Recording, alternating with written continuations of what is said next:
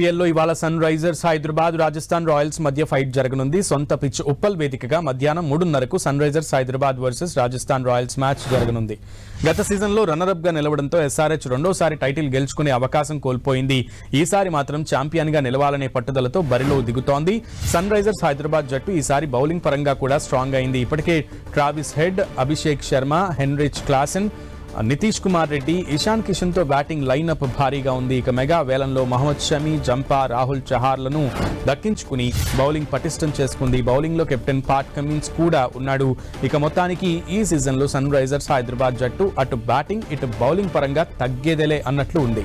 గత సీజన్ లోనే sun Risers batting తో అదరగొట్టింది. ఆల్రెడీ విధ్వంసకర బ్యాట్స్మెన్స్ ఉన్నటువంటి ఈ టీమ్ కు ఇప్పుడు అదనంగా ఇషాన్ కిషన్ వచ్చి చేరాడు. గత సీజన్ లో ఎస్ఆర్హెచ్ 260కి పైగా రన్స్ 3 సార్లు చేసింది.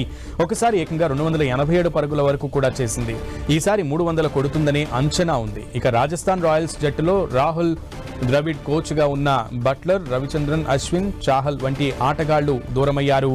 బౌల్డ్ కూడా జట్టులో లేడు. ఇక ఫిట్నెస్ కారణంగా సంజు శాంసన్ తొలి 3 మ్యాచ్ల్లో కేవలం బ్యాటింగ్కే పరిమితం కానున్నాడు. కొత్త కెప్టెన్ రియాన్ పరాగ్ జట్టును ఏ విధంగా నడిపిస్తాడో చూడాలి.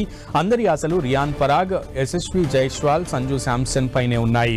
ఫ్యాన్స్ ఎంతో ఉత్సాహంగా ఎదురు చూస్తున్న ఈ మ్యాచ్ కు వరుణుడి గండం ఉంది. ఇవాళ హైదరాబాద్ లోని కొన్ని ప్రాంతాల్లో తేలికపాటి జల్లులు కురిసే అవకాశం ఉన్నట్లు వాతావరణ శాఖ తెలిపింది. వర్షం కారణంగా మ్యాచ్ రద్దయ్యే పరిస్థితులు లేనట్లుగా చెప్పింది. ఆట ప్రారంభమైన మొదటి గంటలో 10% వర్షం కురిసే అవకాశం ఉంటుందని తెలిపింది.